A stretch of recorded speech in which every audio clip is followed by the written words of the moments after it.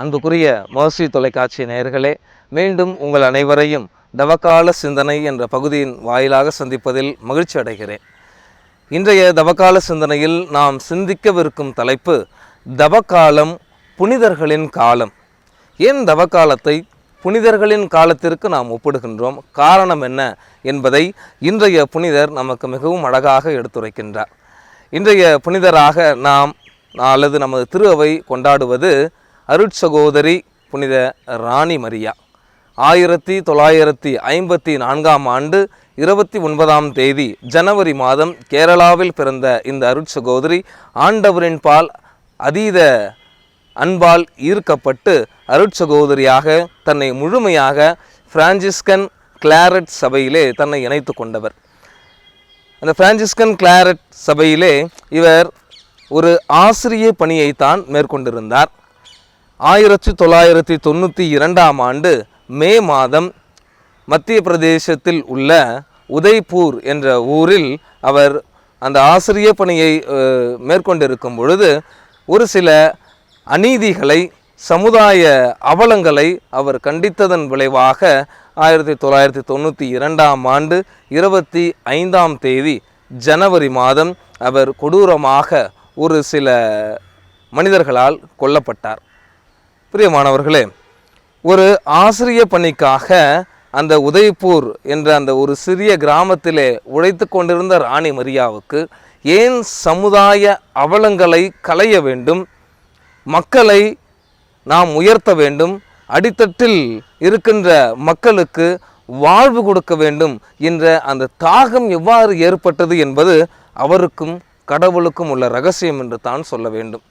ஏனென்றால் இன்றைய காலகட்டங்களிலும் கூட தங்களுக்கு கொடுக்கப்பட்ட பணியை மட்டுமே நாம் சிறப்பாக செய்ய வேண்டும் என்ற ஆவல் கொண்டு அதிலும் மிகவும் சிறப்பாக செய்து கொண்டிருக்கின்ற நம்மில் பலர் ஏனைய வேலைகளையோ அல்லது இவ்வாறாக நமது கண்முன்னே நடக்கக்கூடிய சமுதாய அவலங்களை கண்டோ நமது மனம் ஏன் பொங்குவதில்லை என்று நமக்கு தெரியவில்லை.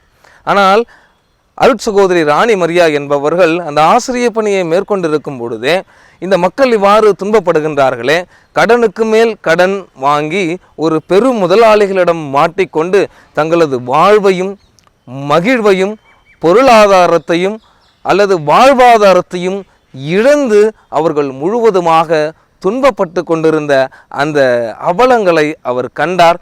உடனடியாக அவர்களுக்காக எதிர்த்து போரிட வேண்டும் என்ற ஒரு முடிவை கட்டினார். அவர்களுக்காக முழுவதுமாக பாடுபட்டார்.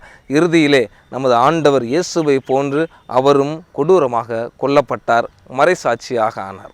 பிரியமானவர்களே, 2017ஆம் ஆண்டு நமது திருத்தந்தை பிரான்சிஸ் அவர்கள் அவருக்கு அந்த புனிதர் பட்டத்தை அளித்தார். இந்த புனிதர்களின் அல்லது இந்த புனிதையின் வாழ்க்கையிலிருந்து நாம் கற்றுக்கொள்ள வேண்டியது, ஒரு சில காலங்களில் மட்டும் நாம் ஒரு சில தவ முயற்சிகளை மேற்கொண்டு நாம் கடவுளிடம் நமது மன்றாட்டுக்களை ஏறெடுத்து விடலாம் என்றோ, அல்லது ஒரு சில காலங்களில் நாம் ஒரு சில தவ முயற்சிகளை கடைபிடிப்பதால் தான் நாம் கிறிஸ்துவர்கள் என்றோ நாம் நினைத்து கொண்டிருக்கின்றோம். ஆனால் இந்த புனிதை நமக்கு சொல்லும் பாடம் மிகப்பெரிய பாடம்.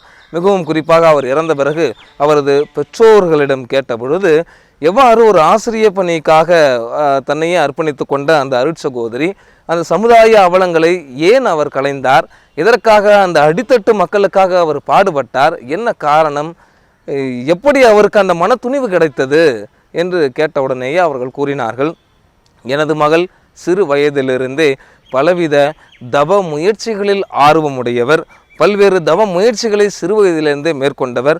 அந்த தவ முயற்சிகளின் விளைவாக பிறரின் துன்பங்களை தனது துன்பமாக ஏற்கும் மனப்பான்மை அவருக்கு சிறு வயதிலிருந்தே இருந்தது என்று கூறுகின்றார்கள். ஆகவே அந்த ஒரு சிறிய விதை ஒரு சிறிய வயதில் தனது பெற்றோர்களிடமிருந்தோ அல்லது பெரியவர்களிடமிருந்தோ இவ்வாறாகத்தான் இருக்க வேண்டும் என்பதை அவர் கற்றுக்கொண்டார். ஒரு சில தவ முயற்சிகளை சிறு வயதிலிருந்தே ஆண்டவருக்காக அவர் அர்ப்பணித்தார்.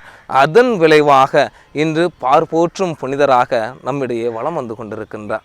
பிரியமானவர்களே, ஏதோ 40 நாட்கள் தான் நாம் தவம் இருக்க வேண்டும், வெள்ளிக்கிழமைகளில் தான் நாம் தவம் இருக்க வேண்டும், புனித வியாரத்தில் மட்டும்தான் நாம் தவம் இருக்க வேண்டும், திரு அவை சொல்வது இது தான் என்று பலவிதமான காரணங்களை சுட்டி காட்டி ஒரு குறுகிய மனப்பான்மையுடன் ஒரு சில தவ முயற்சிகளை நாம் மேற்கொள்ளும் பொழுது அது பயன் அளிக்குமா அளிக்காதா என்பதை கடவுள் முடிவு செய்வார். அதை ஏறெடுக்கும் நாம் தான் முடிவு செய்ய வேண்டும். ஆகவே ஏதோ ஒரு குறிப்பிட்ட சட்டத்திட்டங்களுக்காக நான் இதை கடைபிடிக்கிறேன் என்பதை விட ஆண்டவரின் பால் அதீத அன்பு கொண்டுள்ளதால் நான் இந்த தவ முயற்சிகளை மேற்கொள்கிறேன் என்றதன் அடிப்படையிலும் பிறரது துன்பங்களை, நம்மை சுற்றி வாழ்பவர்களின் துன்பங்களை அறிந்து கொள்வதில் நான் இந்த தவ முயற்சிகளை மேற்கொள்கிறேன் என்பதிலும் தான் அந்த பிறரன்பு அடங்கியுள்ளது. ஆகவே தான் இந்த தவக்காலத்தை புனிதர்களின் காலமாக திரு அவை நமக்கு வழங்குகின்றது. ஆகவே இந்த தவ காலத்தில் நாம் ஒரு சில புனிதர்களின் வாழ்க்கை வரலாறை படிப்போம். வரலாறை படித்த பிற்பாடு அவர்களிடமிருந்து நாம் கற்றுக்கொள்ள வேண்டியது என்ன என்பதை சிந்திப்போம். மீண்டும் நாளை தவக்கால சிந்தனை என்ற பகுதியின் வாயிலாக சந்திப்போம்.